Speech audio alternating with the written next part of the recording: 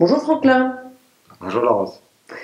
Alors Franklin, tu as écrit un livre qui s'appelle Quatre frères, un ami et la recherche du sens de la vie.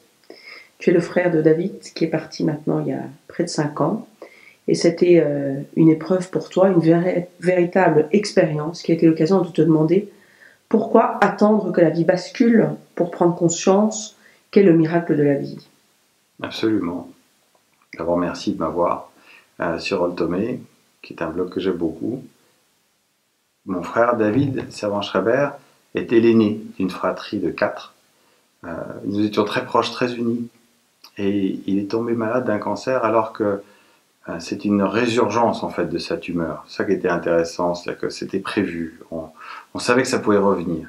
Enfin, c'était aussi l'auteur d'Anti-cancer, un livre qui parlait de comment pouvoir se battre contre le cancer de manière naturelle. C'était un précurseur qui avait changé un peu la donne sur comment est-ce qu'on peut s'aider contre le cancer avec des méthodes naturelles, ce qui à l'époque n'était pas du tout validé scientifiquement, enfin par la médecine, validé scientifiquement mais pas par les médecins. Et donc il a aidé énormément de gens avec cette idée que l'on pouvait dépasser le dogme scientifique médical de l'époque et étendre son champ d'action, reprendre contrôle de sa vie. Alors quand il est retombé malade du cancer, après 19 ans quand même d'avoir tenu à baie, assez éloigné, une tumeur du cerveau, ça a été un choc terrible pour nous tous, non seulement parce qu'on voyait que sa vie allait être écourtée, mais surtout parce que son œuvre allait être annihilée.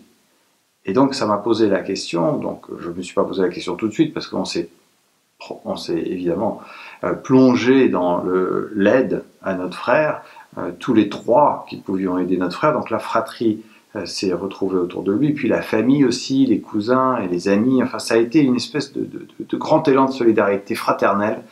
Et donc j'ai appris qu'à travers les crises, il pouvait y avoir des moments de fraternité, d'amour, de plaisir, et on pouvait se retrouver ensemble. C'est les crises qui fait qu'on se retrouve ensemble. Donc David a posé la question, pour moi, du sens de la vie, c'est-à-dire, si tu sais que ta vie va finir, est-ce que tu penses que ta vie a un sens aujourd'hui? Et en même temps, de se rendre compte que la souffrance peut apporter aussi beaucoup d'amour et de compassion autour d'elle, que traverser les crises, ça pose les bonnes questions et qu'il faut les accepter. Et donc ça a été une remise en question formidable et ça m'a poussé à aller voir un ami qui s'appelle Yves, qui avait 88 ans, pour lui poser la question, lui qui était dos au mur, à mon avis, à 88 ans, à la mort, comment il voyait la vie et qu'est-ce que je pourrais faire aujourd'hui, à 50 ans, pour être aussi épanoui que je le considérais, que je le voyais, que maintenant je le sais qu'il est, puisque j'ai posé les questions, à 88 ans. D'abord, la première recherche qu'on a fait, c'est sur la notion du divin, parce qu'on se rend compte qu'on n'évolue pas que dans le matériel, mais dans une espèce d'ensemble de choses assez mystérieuses et très belles que l'on ne comprend pas vraiment. D'ailleurs, tous les scientifiques vous le disent, plus on avance scientifiquement, moins on sait. Donc le divin, c'est la relation de l'homme avec ce qu'il y a au-delà du matériel. Et Yves me disait, on ne peut pas comprendre une vie si on la base que dans le matériel. Et la deuxième chose, c'est de se rendre compte que ma vie pouvait finir avant la sienne. Il pensait exactement comme moi, il se projetait dans l'avenir, exactement de la même manière que moi je me projette dans l'avenir à 50 ans, c'est-à-dire qu'il fait des plans pour l'année prochaine, pour 3 ans, pour 4 ans, comme moi, tout en étant responsable. Il avait fait son testament, comme moi d'ailleurs, et en fait j'ai compris que c'est pas parce qu'on a 50 ans qu'on a du temps. On n'a pas de temps. Il faut donner du sens à sa vie chaque jour. Ça ne veut pas dire de n'être que dans le présent. C'est surtout pas ça.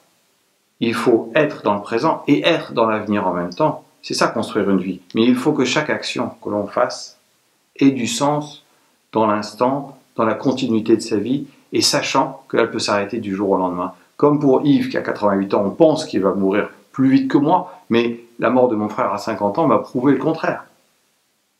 Et donc ça, c'était très important comme réalisation. Et à partir de là, j'ai été rechercher les essentiels. L'essentiel de la spiritualité, de la recherche de sens, c'est ce qu'on appelle la religion, ce qu'on a mal compris, parce qu'on mélange la religion et l'Église, et le dogme. Mais en fait, la religion, je l'ai vue à travers la Bible comme beaucoup plus une recherche de sens de la part de nos ancêtres qu'ils nous ont transmis, qu'il faut essayer de comprendre dans leur archaïsme, dans leurs contradictions parfois, dans leurs manquements. Mais c'est humain. La Bible, je l'ai aimée tout d'un coup parce que je l'ai retrouvée comme profondément humaine, comme une recherche de sens qui nous a été transmise avec beaucoup d'amour, de passion, des gens qui se sont sacrifiés pour ça, pour nous transmettre une vérité.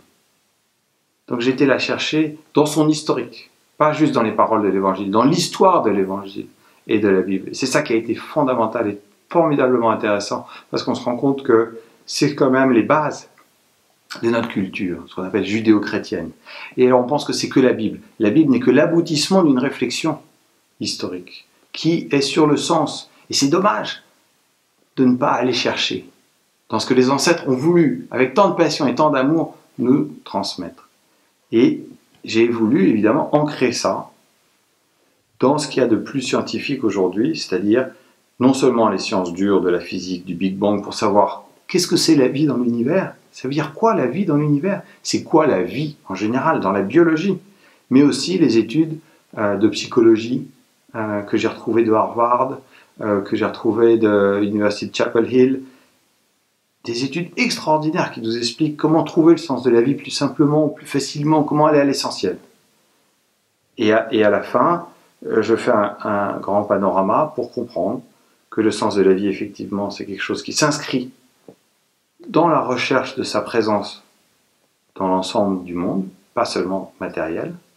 Comment est-ce que le matériel, notre vie matérielle, le besoin de gagner sa vie, d'avoir une femme, des enfants, des amis, toutes les complications que la famille peut porter ou pas, l'amour qu'on a autour de nous, c'est ça, en fait, qui nourrit le spirituel. Au lieu du spirituel qui nourrit le matériel, comme me disait Yves, c'est le matériel qui nourrit le spirituel. La vie s'inscrit d'abord dans le spirituel, pour ensuite se vivre au niveau du matériel. L'expression de notre spiritualité peut s'inscrire dans le matériel. Et ensuite aussi, que ça ne se fait pas tout seul. Que fondamentalement, la recherche de sens se fait par les autres. On n'existe pas seul. Les gens sont dans leur voiture tout seuls, ils ont l'impression qu'ils sont tout seuls dans leur voiture. Mais la voiture a été construite par d'autres. Nous sommes en relation fondamentale avec l'ensemble de l'humanité. Et la globalisation, c'est ça. Il y a un changement de nature qui s'est fait autour de nous.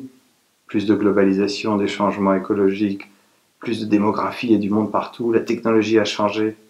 Le monde a changé de manière radicale. Mais l'essentiel, c'est que nous sommes en relation. On ne pourra trouver le sens de la vie que dans l'autre. Et ça a été extraordinaire. Donc il ne faut pas se dire qu'on peut trouver le sens de la vie tout seul. On trouve le sens de la vie dans la relation avec l'autre. Et donc la communauté est fondamentale. Donc on ne peut pas dire qu'on va trouver son sens seul.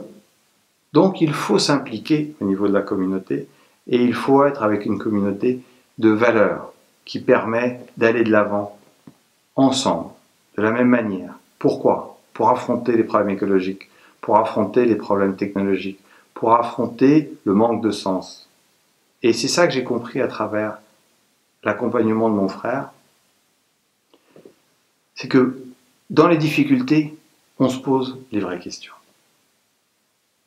Pour moi, la mort de mon frère et notre accompagnement dans la fraternité des frères et de la famille a été une métaphore pour tout ce qui va arriver, pour comment est-ce qu'ensemble, dans une communauté d'humains, nous allons affronter les problèmes qui se posent à nous, de l'écologie, de la globalisation, de la technologie, des bouleversements, mais toujours dans le respect de notre place face à l'univers, et c'est ce qu'on appelle le divin, et c'est ce que j'ai voulu retrouver. J'ai voulu retrouver la notion du divin.